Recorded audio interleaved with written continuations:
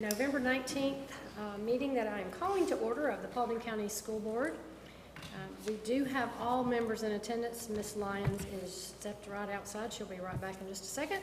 And of course, we are, as always, joined by our esteemed parliamentarian, Mr. Cable, and our superintendent, Mr. Barnett.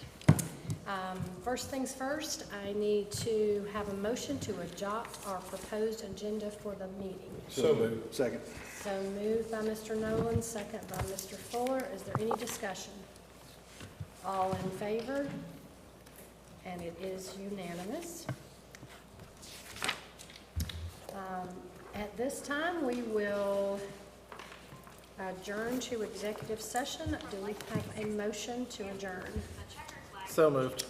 I must say, in executive session, I'm sorry. in executive session, we will be discussing personnel, land, and legal matters. No votes will be taken except to approve our executive session minutes. And I'm sorry, who did my motion? Mr. Clayton did the motion, and my second was Mr. Fuller. Any discussion on adjourning to executive session? All in favor? We are adjourned.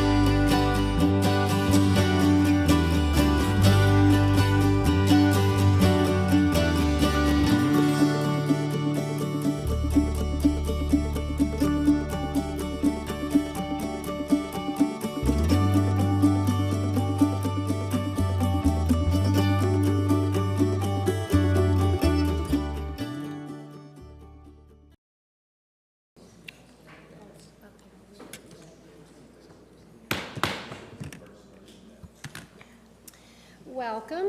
We are reconvening our regular session of our, of course, November 19th board meeting. We have been in executive session, and I'm going to repeat this, where no votes were taken except for the minutes. We discussed land, legal, and personnel. I'd like to begin by asking Mr. Chris Freeman from Faith Community Church to join us at the podium and lead us in our invocation. At the end, if we'll all remain standing, we'll have our pledge. First thing I want to say is just thank you for everyone, for what you do, for what you serve. I know most of you, when your phone rings, it's usually for someone complaining or an issue going on, but I want to say how proud I am of Paulding County and the school district. I have a middle schooler and an elementary school student, and both are doing wonderful, have loved their experiences in school, and both continue to love school. And I know it's because of what this school district does, what the school board does in supporting our teachers and this community. So I want to say thank you to every single one of you. And as Galatians 6:9 reads, the first part of it is, let us not become weary of doing good. Because there are times when doing good seems like the wrong choice to you, but it never is. And the end of that verse says, for if you continue doing good, you will reap the harvest of what is sown. So let's pray together. God, we thank you for a night to come together. And God, where so many across our community are struggling at times, but Lord, I thank you for those that have stepped up into the role of servant for you, for this community, and for so many across our county in this school district. Lord, I thank you for the staff of each school, for the bus drivers, for all of those involved each and every day of this school year, God, that you just continue to watch over and protect each student, each teacher, faculty member, and this board as well. Lord, we thank you for this night you've given us, and we pray for wisdom and discernment as the matters that need to be brought forth are discussed, that your will be done in our lives and not our own. In Jesus' name we pray. Amen. Amen. Thank you so much. Now I would like to introduce our South Paulding High School JROTC to lead us in our pledge. Carry, colors.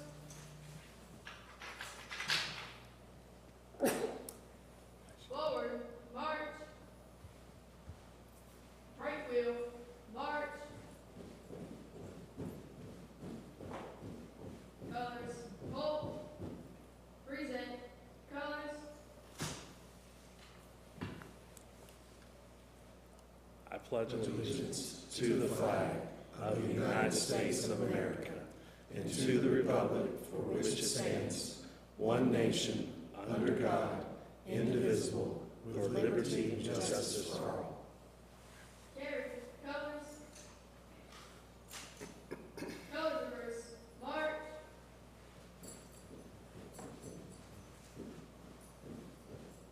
Right, face. Forward, march.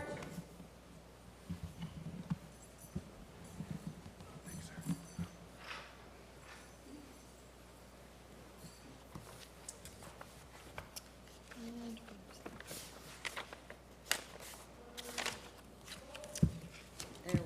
Can I get Sergeant First Class Glenn, do you mind bringing them back in to do a quick introduction? Yes, ma'am.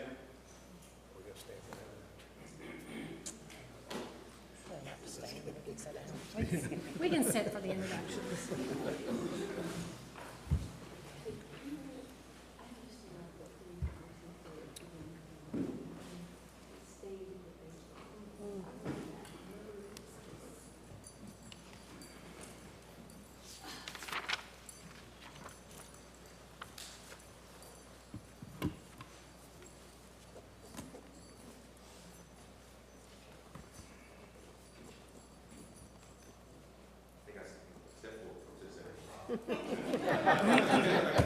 You gotta get on camera, guys. We're live. With the tall person that we have here, Mr. Williams, it's Staff Sergeant Williams here at JROTC, Staff Sergeant Demetrius Williams, and next we have Captain Maya Rochester and PFC Karen Stevens.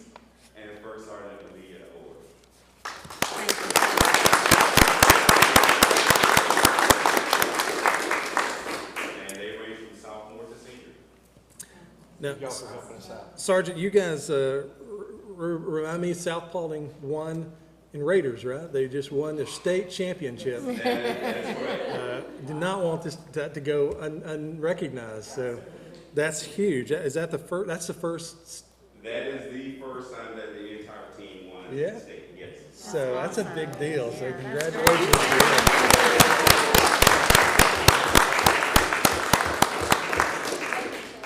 Yes, you ma'am. guys. Thank you. Thank you, First Sergeant. Thank you so much for having us. It's the good leadership that took me to the state championship. Thank you, guys. Thank you, Al.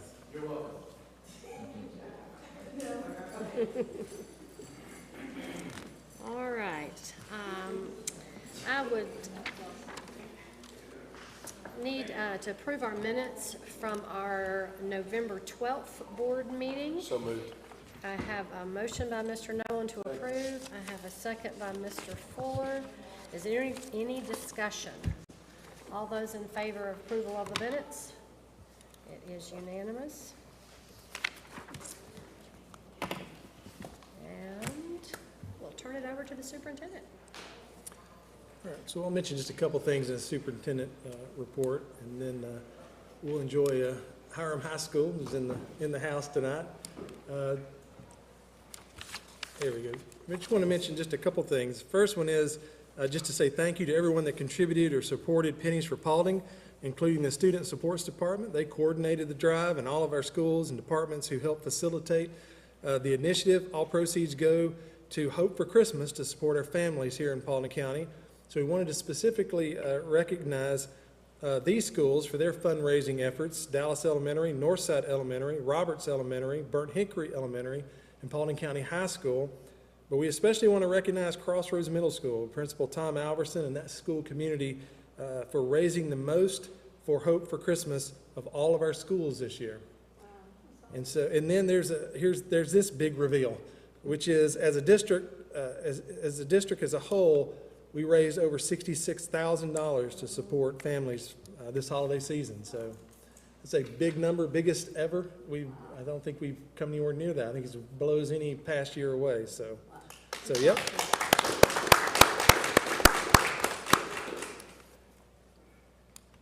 And then also wanted to just say congratulations to East Paulding High School, their football team. They defeated Effingham County last Friday night, and they will be advancing to the second round of the state playoffs. They will travel 200 miles, some odd miles, to Lee County this Friday. And of course, we wish them the best of luck. I should also mention that esports, not on the screen there, but their esports team as well has qualified for the state playoffs as well. And then also congratulations, obviously, to North Paulding and Hiram High School. Their football teams advanced to the first round of the state playoffs, had good seasons, and came up against two tough opponents last Friday night. And then finally, also wanted to recognize North Paulding High School's competition cheer team. They competed and placed fourth in state on Saturday, so congratulations to them as well on a successful season. And then also wanted to say a special thank you to the Paulding County Fire Department. I meant to do this last board meeting, but specifically Fire Chief Garrett Brubaker, our new fire chief, in addition to former Fire Chief Joey Pelfrey, who retired in October after 30 some odd years of service to Paulding County. But we want to thank them for providing first grade fire safety education. They do this every year. October is the month they do it in. They visited all 19 elementary schools to educate our students on what to do in the event of a fire. I believe that's Nebo Elementary there, if I remember right. And then, of course, we want to wish everybody happy Thanksgiving. Schools will be closed, obviously, all next week, and our offices will be closed on Wednesday through Friday. Our next board meeting will be on December 10th for our board meeting starting at 5:30 p.m. That'll be our only meeting in the month of December. And so with that, we will move on to our school highlight, and we have the legendary Mr. Darius Hodge in the house. But first, we're going to have Greg Musgrove, who's our Executive Director of Secondary Schools, come up and do the honors of introducing him properly. Thank you. Thank you, Mr. Barnett. Board members and esteemed guests, thank you again for this opportunity to showcase our schools and to share with you, as well as our community, all the incredible things we have happening in our district. Tonight, as Mr. Barnett mentioned, I have the pleasure of introducing Mr. Hodge and Hiram High School to you. Just a little bit about Mr. Hodge I wanted to share with you before getting him up here. He's in his 18th year, and 13 of those 18 years have actually been at Hiram High School. He actually began his teaching career here as a substitute teacher, working his way through his undergraduate degree, but then returned back to Paulding. While at Hiram, he's been a special education teacher. He was a PE teacher. He was a boys basketball coach for 6 years. Then he moved into administration as an AP for 4 years and now served the last 3 years as principal. I think that shows his commitment to that community. I think other things that I wanted to share with you is just what excites him the most about being the principal of Hiram High School. It's this opportunity he gets to play in shaping those educational experiences and personal growth of his students. I also will add that education is truly a family affair, as his wife is a principal in our district too at Baggett Elementary.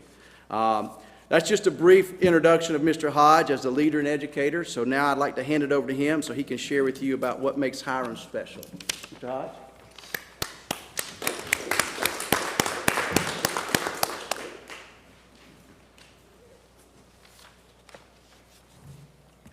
Thank you, Mr. Musgrove, for that introduction.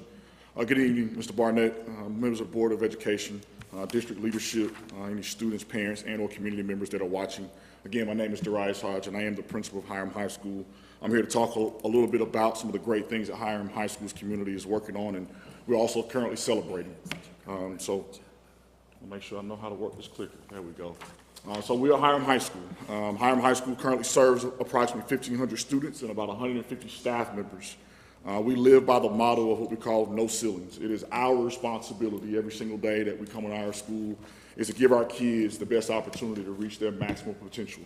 And that includes even our staff, pushing our staff to go out and get, whether it be advanced degrees or other professional learning, to give our kids the best opportunity to succeed.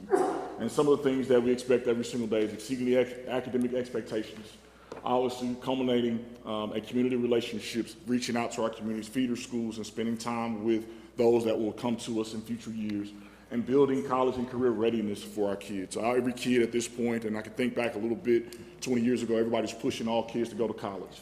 And what we found out is that we need to send some of our kids back to trade. And that's one of the biggest things that we're pushing in our schools right now. We currently have 3 individuals who have recently graduated, who is now working in a nuclear power plant, working in their mechanic sales office in a sense, and they're doing what they call valve technicians. So they go into those power plants when they shut down for 6 months, and they work to replace those different valves within the nuclear power plant. And we built that partnership because we saw that there was a need for our kids to go right to work. We can't send every kid to college, so that's some of the things that we're trying to lead in its way. We recently celebrated in October, obviously our graduation rate of 90.3, second highest in the district behind North Paulding. Over the last, obviously since 2016, our graduation rate has risen 14.5%. And if you know a little bit about our school, we're facing some challenges that all schools face, okay? We all have stuff in our schools, but despite all the stuff that we're facing, we're trying to get our kids graduated, and we're working toward that. So that was big to celebrate. This accomplishment does not happen without the vision, obviously our school board, our superintendent, and our district leadership. So we are very appreciative of all the resources and the support that you help us get to this point, because this does not happen without you. Some of the things that we're doing on campus currently right now, new initiatives that we've taken on that we've changed. Obviously, anytime you take over a school, you have to make some small changes, increment in the small changes. So some of the things that we're doing this year, all of our teachers have common planning. When I say common planning, all of our math teachers have an opportunity to be off at the same time so they can collaborate. Okay, we have to do a better job of supporting our teachers and giving them that opportunity to facilitate and collaborate so we can share best practices. Oftentimes, we didn't have that opportunity. We were asking them to stay before school or after school, which is unrealistic, okay, because everyone has families and things of that sort. So we built that time through the school day for our teachers to be able to collaborate amongst each other. Obviously, using our data to make informed decisions. And one of the things that we've taken on this year is we're the only high school in our district right now who is doing a targeted intervention and enrichment program. So what does that targeted enrichment program looks like? Students that are struggling, for example, as far as intervention, they get an hour embedded time throughout the course of once a week to go to that specific subject that they're struggling in and get that additional support. You know, with a lot of our families, their families working outside of Paulding County, traffic, trying to get kids picked up at 5 o'clock. That's unheard of for our parents to try to get there in a reasonable time. So we're building that instructional pieces within the school day instead of doing it after school like tutoring. So they have their tutoring session throughout the school day once a week on Wednesdays for 1 hour, and it's a target intervention. And for those kids that are doing really well, they have enrichment. So if there's something that they're interested in that they've not got a chance to be exposed to, for example, automotive or audiovisual, if they're doing well in their classes, they get a chance to choose different activities that they want to be a part of so they can kind of enrich them in regards to what they want, and also preparing our kids for the next step there. We're also currently right now going through our cognitive STEM certification program, which hopefully will be cognitive STEM certified by the end of the school year. So our teachers are taking on challenges based on what our kids obviously are doing in the classroom. Some of the celebrations that our students' achievements are having, we are one of the only Hope Chapter student organizations within Paulding County, which is our Hispanic Opportunity Program for Education, which they celebrated as Hispanic Heritage Month that take place in the middle of September to October. And they're in charge of doing pretty much any community service within around our school community. Recently, they volunteered time at PB Rich when we had the Tools for Parents Night, and they were responsible for babysitting the parents who showed up on that night.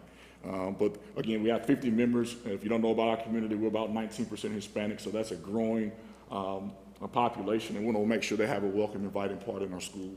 Some of the other things that we're doing in the Governor's Honors Program, we had the highest number of Governor Honors students to go to the district level. We had 30. We currently right now have 24 students that are qualified for the next level at the state level. So they'll start that competition or start that process here in the next couple of weeks into January. So that is the most also in the district. Following sports, obviously, Mr. Barnett talked about our varsity football team, but our varsity volleyball team made it to the state playoffs, and our flag football team is qualified as well, and they'll play after Thanksgiving. They have to go to Effingham County, unfortunately, to make that long drive there. But so it's a couple of things that we're doing is celebrating our kids. So in a couple of weeks, also Fine Arts Department put on a big production called Hagetown, December 12th through the 15th. So there's a lot of good things that our kids and our staff is doing. The biggest thing is we want to give our kids opportunities, expose them to things that they've never been exposed to, and that's one of our biggest uplifts there for us. So without any, if you have any questions, we're more than happy to answer any questions. If not, thank you very much. Thank you for being here. Thank you. Greg, you got anything else you want to add? Or? No, sir. Well, I will say one thing about that enrichment program. I mean, that was a lot of guts to go out there and try that. It's something new. It's like y'all heard of NBI in the middle school, just basically NBI for the high school. And Dries went out, and you know, it's been a learning experience, but they're willing to try that, and it's had a lot of success with the reduction in some failure rates of some of the classes they've targeted. So I commend him for being willing to go out there and try something like that. Yeah. Doing a lot of exciting things at Hiram. Do you guys want a picture? Do you want to get it?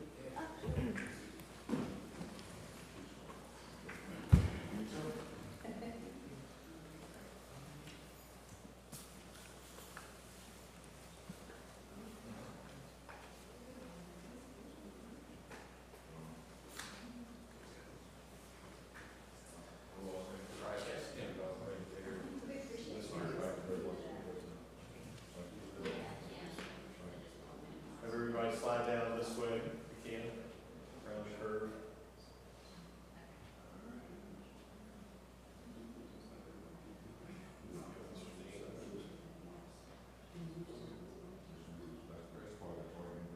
All right, everybody, look this way, big smiles. One more. Great, thank you.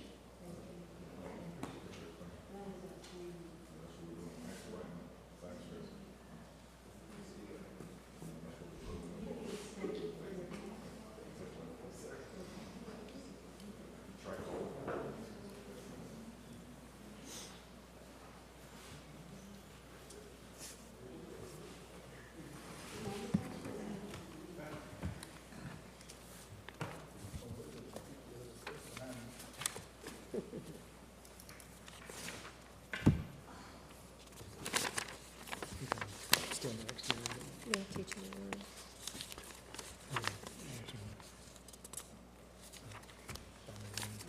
Okay, yes. Will you pull 581? So don't want to dampen the spirit here, but I thought we'd talk in just a couple of minutes about House Bill 581, from super high to bring that room down. But that's okay. Ms. Frazier's going to be up here in a second. She can bring it right back up, so it'll be, just hang on. We'll be there back in just a second. So I just want to mention a couple of things about House Bill 581. Of course, that law included a statewide floating homestead exemption that was and a constitutional amendment which passed on November 5th with 63% approval, both locally and statewide. Ironically, was about 63%. So tonight, what I'm providing the board, this is attached to the agenda, is just some high-level information. Again, a lot of this the board's gone through already, but we're now going to enter into sort of the next phase of this, and so I'm just going to mention a couple things, kind of show you what's in this, and then we can we'll have a lot of different conversations going over the next couple of months. But and this again is attached to the agenda, but also I'll email it to you guys on Friday. But of course, everyone's talking about the statewide floating exemption, homestead exemption, but there are other provisions in 581. The only one I'll mention again is that special sales and use tax, which a school district does not qualify for. We're not eligible to participate in that. I guess they're calling it a FLOST, right? A floating local option sales tax. I'm going to kind of skip over that and just, but to show you that what's in here is just sort of, is also kind of a conversation about what's involved with opting out of the floating homestead. That is now a right that's afforded to the board, but there's a lot involved if that's the decision of the board, and so there's some information on the screen there, but the thing I'm just going to point out is that there's a very narrow window. We really can't do anything until January 1st, but the deadline to have this whole thing wrapped up and completed is March 1st. So you essentially have 60 days roughly to accomplish a lot of things, including the public hearings, a lot of notifications, and so that so anyway, a lot of things have to happen that ultimately wind up as a resolution that's filed with the Secretary of State if the board decides to exercise its right to opt out.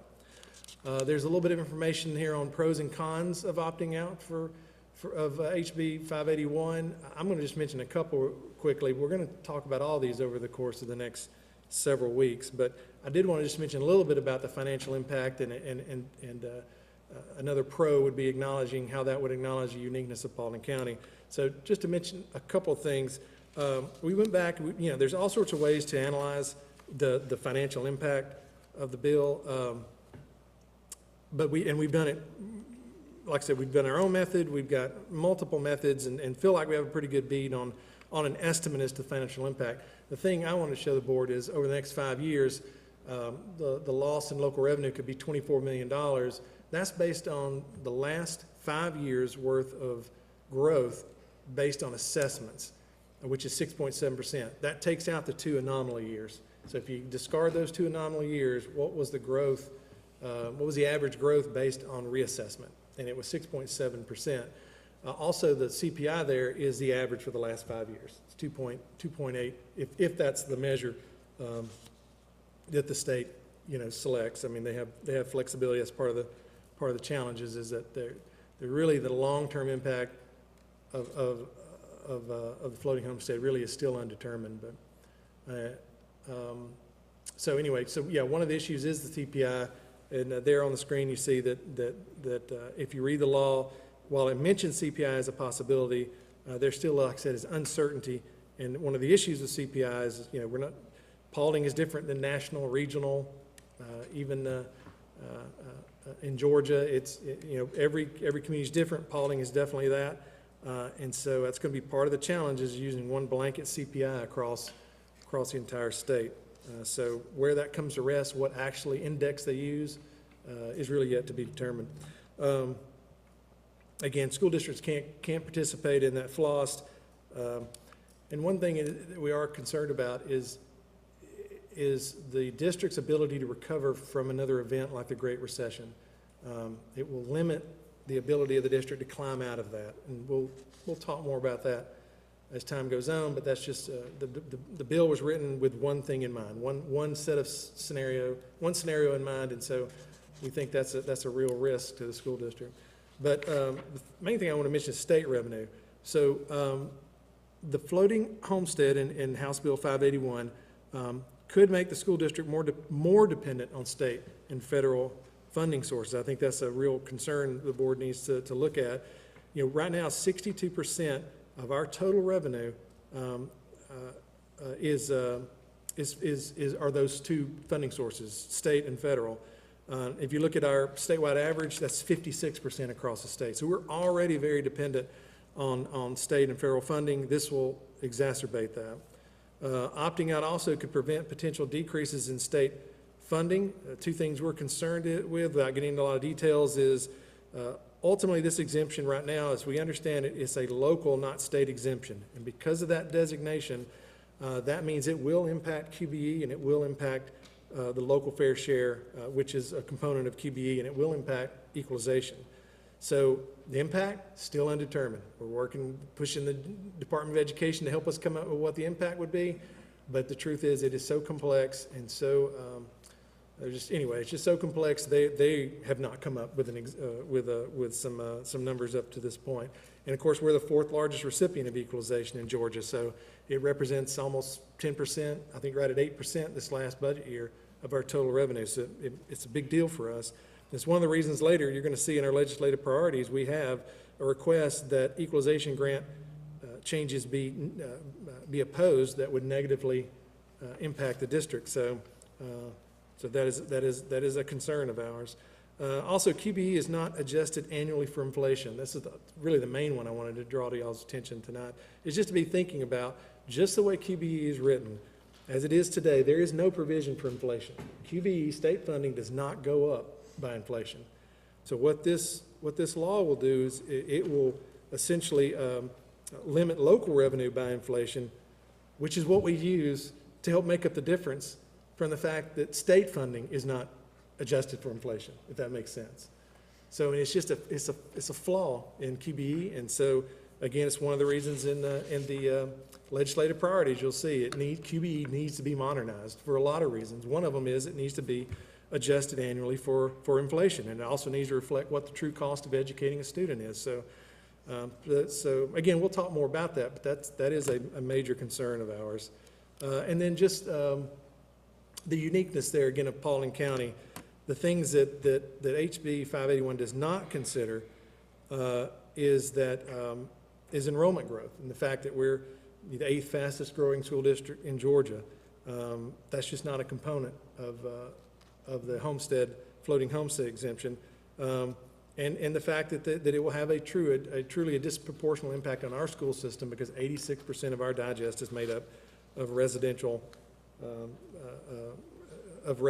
as opposed to 62% of our surrounding districts. So it will have a disproportionate, we are unique in that way, it will have a disproportionate impact on our school district. We are a low wealth school district per pupil, and so it will absolutely impact us.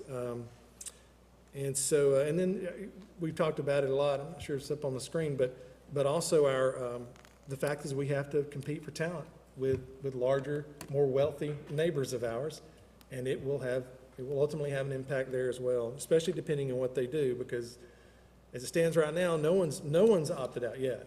I mean, you can't do that obviously until after the 1st, and you got to go through hearings, you got to do all this stuff. But the word that we understand on the street is that the vast majority, and of the folks we've talked to, the vast majority of school districts will opt out for a lot of the reasons I just mentioned, but especially the ones that are low wealth like us. So I just wanted to highlight a couple of those. Plenty of time to talk about it over the next month or so. We're going to explore these financial impacts more, some of the other pros and cons there that were on the screen. I did want to show the board, this is sort of the timeline we've kind of worked up. You've got 60 days to work with. We kind of wanted to reboot the conversation tonight, but on December 10th, the board has its regular 5:30 work session. We want to have breakout discussions at 4:45, and then the session after the meeting to give the board a chance to come in and sit down with our staff and just talk through, what options are available, what the impact is, some of those other, pros and cons. December the 11th is our GSBA legal workshop, and then following that will be the conference itself. But the legal workshop a large portion of that will be covering this topic, and so that's timing's perfect for that. So the board, I know a lot of the board's going to be there, either virtually or in person, so we'll be able to kind of flesh that out with a lot of other school districts and attorneys, and so that then will kind of lead into January the 9th, 10th, 16th, and 23rd are dates that we would need to publish our notice and/or a press release in the Dallas New Era and on our website. So we got to do that before we can have our public hearings. On the 14th at 8:30, again, that's a regular board work session, but if we need to, we could potentially have more breakout sessions on that day. But the the dates for the 3 public hearings we've sort of identified and want to get your feedback on. Again, all this is tentative, is January 28th, January 30th, and February 4th. Those all would be called public hearings. The first 2 at 8 a.m. The second one, by law, has to be at 6 p.m. And again, there are a lot of rules that I'm not going over tonight about notification, about the public hearings themselves. So there is flexibility on these dates, but it's a very, very narrow window.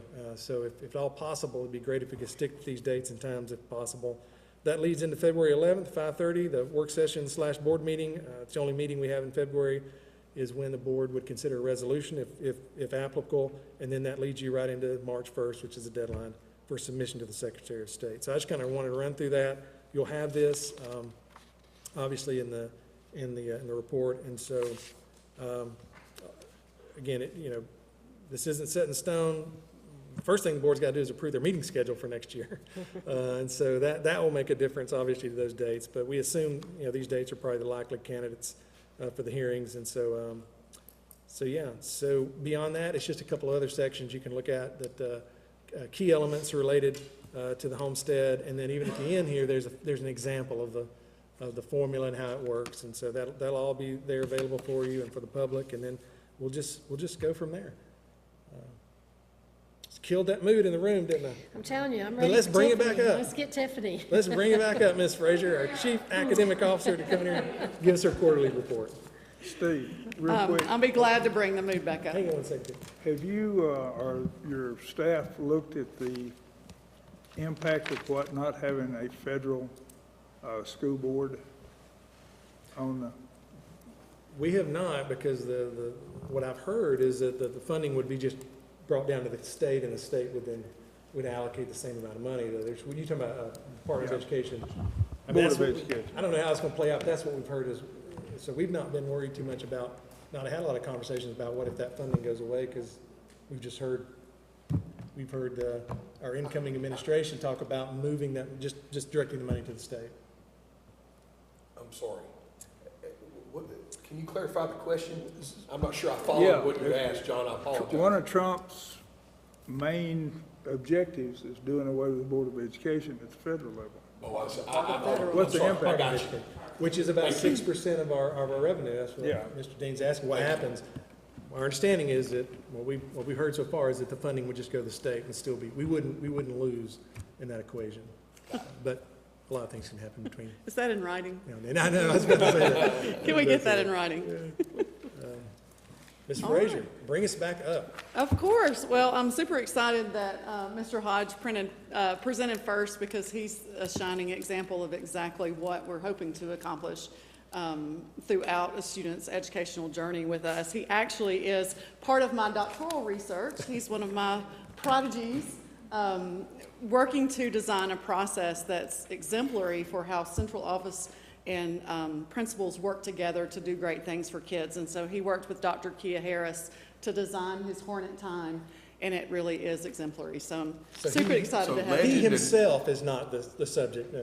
No, he is one of the participants in my research study. But he's got high praise. He's been described as a legend and a prodigy tonight. So. He is all of the above, all of the above, all of the above. We're just going to blow your head up while you're here. So I want to start off with giving you some updates on our early childhood literacy.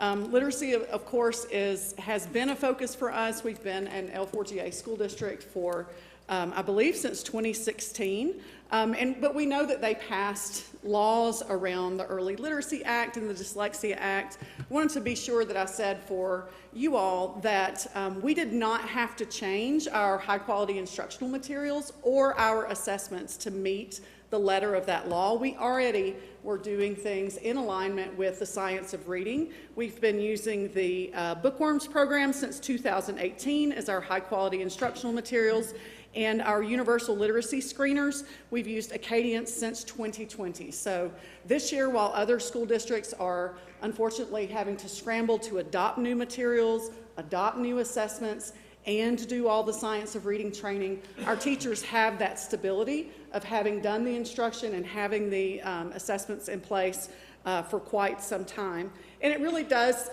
pay off. When we talked about this back in October, that our students graduate ready for college and career in terms of their literacy rate. What we expect for the first year college and career readiness is a 1300 Lexile, and our high school students graduate, our median Lexile last year was 1305. Every one of our grade levels in our school district, the median Lexile is in the grade level band or grade level plus. So as kids move through our school districts, they become better readers, and we've got effective practices in place. We put a literacy brief on our ELA webpage for any parent that is interested in seeing how we are meeting the letter of the law, and the Department of Education actually used that brief as an example and sent that out to all the school districts in the state. Wanted to bring to your attention that we do have 3 ATSI schools this year, Baggett, Hutchins, and Dallas. They were identified by the Department of Education based on their Students with Disabilities subgroup. So we're working to improve those subgroups with them. We've given them support of a coach. We're working on improving collaborative planning between our general ed teachers and our special education teachers, and also providing them support for specially designed instruction. So I'll give you updates as we work through that process with them. Circling back to our strategic plan for growth and success for all, this is a list of our assessments we give annually to measure the progress of our students in our schools. One of our strategic plan action steps, one of the first ones, was to establish a data dashboard or a warehouse that would keep not all of the assessment data, but a vast majority of the assessment data in a central location, so our principals and teachers could access it in one spot. So the Teaching and Learning Department and the Technology Department worked together to build an outstanding data dashboard in Power BI, which is a tool that we already own under our Microsoft licenses. And we've been providing training to our school administrators on how to use the data, how to make data-informed decisions for their students, for instruction, and also for their school improvement planning. So like I mentioned, Acadience Learning is the universal screener that we have had. These charts are some of the examples of what Power BI generates for our schools. Quarter one in Teaching and Learning is really about establishing baseline data. As the literacy law changed, the students who were in the orange, meaning they showed up to school well below benchmark, those students received individual support plans under Georgia's new law, and we will reassess them. We work with their parents, we give them copies of the plan and tell them how we're going to support their students in growth, and then we'll reassess again at mid-year. So we also started another new assessment this year. It's DRC Beacon. It's new to Paulding, but it's not new to the state. It's a formative assessment system that's provided by the Georgia Department of Ed for ELA and mathematics in grades 3 through 8. And best of all, it's free, which is awesome. Teachers received detailed information on their students that are aligned with the Georgia standards, and it even recommends instructional things that they can do with the students as they take the exam. It tells them, you need to remediate in this area, you need to accelerate in that area. So it really gives them very targeted feedback on how the students are. Again, these are some of the graphs that are generated with our Power BI. Unfortunately, Beacon was not ready for high schools this year, so for high schools, Teaching and Learning provided the MAP assessment. And it also has strong correlations with Georgia milestone success and national success, and so that's what our high schools have for this year for algebra and ELA. One of the things that we've talked about continuously is our continuous improvement process that we work through each semester. I wanted to show you some pictures of our principals and our teaching and learning division and our technology support working together. We had an impact check day where we showed them how to use the Power BI dashboard, and then we walked them through exercises to make good decisions about where is your school, what are you seeing in your school, and is that the same or different than what you saw in your milestone scores. So we'd already done the milestone scores back in the summer to create the school improvement plans, and we just pulled this beginning of the year data to say, okay, does this still match? Are your initiatives still on track? We had some really great feedback from that session. So we'll share some updates on our advanced and innovative programs, which is of course part of our strategic plan. Ultimately, we aim to prepare future-ready graduates for college career, military service, and life with the skills that are identified in our stakeholder graduate profile. We had, again, a large group of stakeholders, including our business partners and our colleges and community members that contributed to that. We really heed Stephen Covey's advice to begin with the end in mind, to align our educational offerings with what workforce readiness skills the kids are and what jobs are available in the state of Georgia. We work backwards to understand the paths that they need, the competencies they need, the credentials. And that model that you see is part of the Georgia Alignment Toolkit, which is a resource for helping public schools and economic development work together to ensure that kids have pathways into all the high-demand careers that are coming. I added the elementary schools at the bottom because we actually start in elementary school building kids' interests and aptitude in STEM careers and a lot of those high, what do they call them? They call them the hot jobs. They're high interest, they are high demand, and they are high paying. They call them the Georgia 100 hot jobs. So this is a visual of what we mean when we say we work backward to the end goal. We start at kindergarten, exposing them to STEM instruction, STEM-related careers, project-based learning, and even the engineering process. In middle school, they'll take the youth science assessment, which essentially helps test, like, what are you interested in, identifies their interest and their aptitude. And we use that for parents. Our parents can use it to then make choices in high school about if they want to participate in one of the academies, or if they want to focus on honors and advanced placement, or if they want to focus on CTAE. So it really informs our parents. It also informs our middle school and high school at recruiting kids into their academies. This is an example from Shelton Elementary of our STEM innovation at Tier 1. I'm not talking about our STEM classrooms. We have STEM classrooms in every elementary school. Every child gets STEM instruction in elementary school.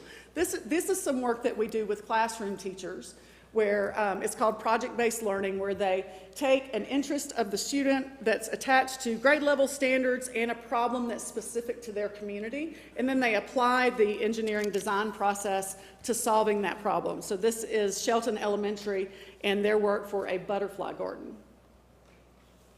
We all know about our Paulding County STEM continuum, and Principal Hodge stole my thunder there that we have 5 schools that are going through the Cognia STEM accreditation process this year. Essentially, as our schools move through our internal STEM continuum, then we think they're ready to move on to other accreditation opportunities, and so Hiram is one of our first to go for Cognia. This is a visual of all our CTAE pathways and the academies that we offer in Paulding. The things that are highlighted in red are our industry certified programs. This has been updated for this year's school, so it's accurate according to what is being offered. We currently have 82 high school pathways and 20 middle school pathways. That equates to 13,000 CTAE seats being enrolled at the end of, that students took those classes at the end of last year, and 5,000 in middle school. So the reach is really broad in terms of kids that are having opportunities for CTAE development. We also have a CTAE advisory committee that you may or may not know that we have, where we partner with business members and colleges and local organizations to steer the choices that we make for CTAE. We also participate on the economic development, some of those workforces and things as well. So we try to stay closely aligned with what our community is saying. And one of the projects this year is developing a pathway evaluation tool to monitor the performance of each pathway, to monitor how many kids are interested in it, to look for, to measure satisfaction with it, to talk to garner input in terms of what other pathways might parents and families want, and what do our businesses need in the community. So building a strong process through that collectively with that advisory committee. Here's some really great stats, and I gave them all to you in hard copy. But what's one of the most exciting things is the quality of our CTAE pathways and academies. In 2024, 73% of students who took an end of pathway exam passed it and earned their industry credential. 73%. To put that in perspective, the state target was 52.96. So not only do we have a wide variety of pathways, we also have they're successful at training students in the content that they need to be trained. Also love our work-based learning. We've got 365 business partners where kids work, and a estimated economic impact of $15 million that our students have contributed back to our community as part of work-based learning. We have increased our academic academy enrollment, our career and academic academy enrollment by 12% in the last school year. So obviously, Paulding College and Career Academy is still our largest. They have 442 seats that are filled this year. That's not equal to kids, it's equal to how many courses are being taken. But we definitely are growing our academies across the board, and that really is a testament to our parents becoming more aware, our students becoming more aware of the opportunities. Our high school and our middle school staff recruiting kids into their programs, and our PR team for getting that message out. And lastly, I'm glad that Principal Hodge remained in the room, because we are excited to share his increases in AP course enrollment. Of course, having access to college-level rigor in high school is super important for the growth of our students. And currently, Hiram High School has the highest percentage of students enrolled in AP coursework. We see that wasn't always the case. One of the things we encourage all of our schools to do is to use the PSAT data. Actually produces an AP potential score. And then we encourage them to recruit kids into these more rigorous courses. Mr. Hodge actually holds assemblies and brings kids in and says, if nobody's ever told you that you can do this, you can do this. And we're going to support you, and we're going to create an environment where you can try hard things and do hard things and challenge yourself. And you see that clearly that makes an impact. His leadership makes an impact on getting more students into coursework. But also, while we've added more students and a higher percentage, we also are increasing in our scores. So percentage of AP students scoring a 3 has gone up from 2020 58% to 69.41%. So we're really proud that not only are we encouraging kids to get into our AP courses, it was one of our initiatives for the strategic plan, they're also being successful. So thank you to you all for keeping class sizes the way they are so we can offer so many AP courses. And that is our teaching and learning update for Q1. Thank you. See? That was great. So, and she'll be available on the 10th at 4:45, right? If someone has follow-up questions, they Yes. can just come and tear that report apart with you. Come on, I've got a lot more where that came from. Yeah, that's right.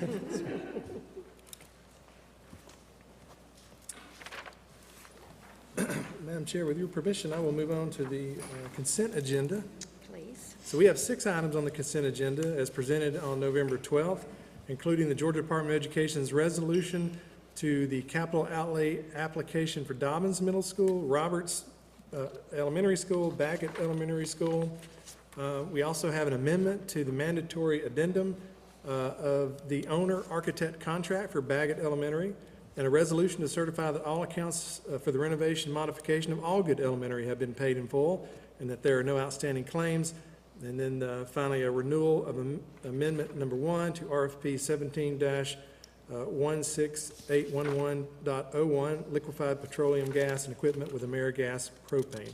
And so that is my recommendation to approve the consent agenda. Hearing the superintendent's recommendations to approve the consent agenda, can I have a motion? So moved. Second. So moved by Mr. Nolan, second by Ms. Lyons. Any discussion? Hearing none, all in favor? I think that was approved unanimously.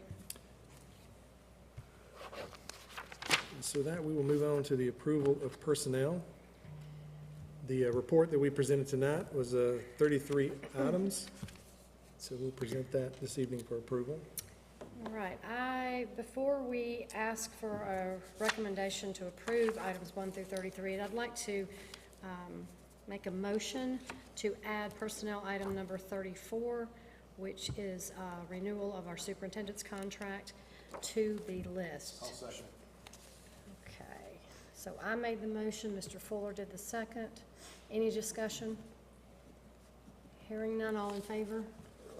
All right, now I would like to ask, and hang on while I make this note, that I recommend the approval of personnel items numbers 1 through 34 as presented this evening.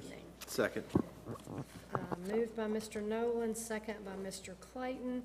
Any discussion? All in favor? And that is unanimous. And then the last item on the action agenda this evening is the 2025 legislative priorities. What we were hoping to do tonight, I think, do we have the video ready to go? Did you guys get that queued up? Okay, that's all right. I'll send it out to you. So what we did was we put together a video. It's only about 3-4 minutes long, where we had staff come in and kind of talk about and present the legislative priorities. And so what we're going to do is send that to our delegation. Just a different way to get our priorities, or the board's priorities, to them, assuming that the board approves them here in just a second. But as we know them, we had Jay and his team put together a pretty clever video, and also put together what you have in front of you, which is this little one-pager is the board's legislative priorities that we've gone through multiple times. So there's nothing new there, but on the back, they actually put together Paulding County School District sort of in a glance. So this is all a lot of just metrics you might be interested in sharing with yourself, but we definitely want to share with the legislative delegation. So, this is a great document. We'll send this to them as well. We'll send you a soft copy as well, but we want to give you a hard copy tonight, and we will send you the link, and you can watch the video when you have a moment to do that. But the recommendation tonight is for the board to approve its 2025 legislative priorities. Do we need a motion to approve the recommendation to support and advance the 2025 legislative priorities for the Paulding County School System? Do I have a motion? So moved. So moved by Ms. Lyons. Do I have a second? Second. Second by Mr. Nolan. Is there any discussion on the legislative priorities? Yes, Mr. I do. Fuller. I just want to make sure that we've included our two 2023 resolutions that we sent in 23 and 24, that those will be, or in 22 and 23 will be, along with these, getting sent back to the legislature as well. I can attach them to the email, just like I did last So they year. are, okay. With this. Actually, I've already done that once, but we'll make sure we do it with the final again. Any other discussion? So having a first and a second, all in favor of the motion? Thank you.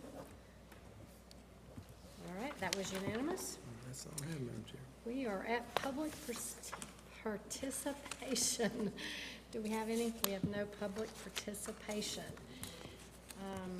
That being said, we are at board member comments.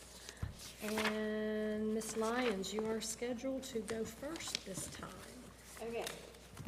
Well, the first thing I want to do is ask Ms. Tiffany Where do I sign up for training for Power BI?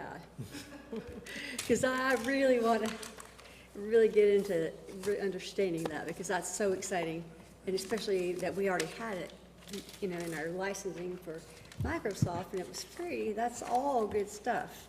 But I would like to seriously sit down with you and really take a deep dive into all that. And I want to thank all of our leadership who had who came to the breakout session this afternoon. I really do. We learned a lot. I think the ones that were there learned a lot, and I look forward to having the next ones in December. But I also would like to invite all of our legislators to come to our breakout session, because wouldn't that be great if they could really understand all that we have, that we have going on here in Paulding County, and the needs of Paulding County, and the needs for our legislation to support Paulding County schools. We need that support, and it would be nice if they could come to a breakout session. I think it would change their hearts and minds about some things here in our district. But otherwise, I would like to say happy Thanksgiving to everybody, and hope you have some good family time and good food and good rest, and all of our teachers get their break that they're ready for. So just enjoy your little break with the rest and relaxation, mostly. That's all I have. Okay, well, I want to say congratulations to all our sports teams, fall sports teams that have made it this deep into the playoffs, and hope everybody's traveling safe this weekend and after Thanksgiving. I understand we got some flag footballers that are going to be going after Thanksgiving. So the other thing, I want to take time to thank the district staff that came in early today in order to sit with us and talk with us about things that are important to them and the ways that we can support them and continue to offer our support to provide tools to better allow them to do their jobs of supporting our students here in Paulding County. I just take that opportunity to say that I am proud to work with that group of people I met with today. They are doing phenomenal things with very little resources in a lot of cases. I was really surprised to learn at how efficient we are operating in some areas because of the necessity for such efficiency, which is good for the taxpayer. I don't know that it's great for the employee long term, and we got to work on maybe easing the burden a little bit, but it's for certain a benefit to the taxpayers of Paulding County and our students that we have committed people who come in every single day and do such an awesome job. So I appreciate those folks for taking the time. Other than that, happy Thanksgiving. I hope everybody has a enjoyable Thanksgiving and leaves politics at the door when you go spend time with your family this year. That's good advice. I as well want to say happy Thanksgiving. I do want to, and I hope this is appropriate, but I do want to talk real quick about the breakout sessions. Those are not board meetings. That is an opportunity that we have as 3 board members and no more. So we do not have a quorum, but up to 3 of us at a time can come at 4:45 to spend some additional time getting some answers to some questions that we may have had about some of the topics that we've discussed at the last meeting or that we are going to be discussing at this meeting. And we do sincerely appreciate all the time and effort that you guys put into preparing for each one of our meetings. And then now we've added that extra little give us a few extra minutes to do a deep dive into that. But I did want to state that it is not an official board meeting. It is just an opportunity that we take for a couple of us if we have questions to get some additional answers prior to a meeting. Beyond that, again, happy Thanksgiving. Thank you all. I do want to say real quick how much I appreciate and can't say thank you enough to this board. The people that I work with have supported me a lot in this last week. I've had a daughter with some health issues, and I've kind of, my mind has been elsewhere for the last 7 days. But I just appreciate so much you guys, and it's nice to know that you work with people who care.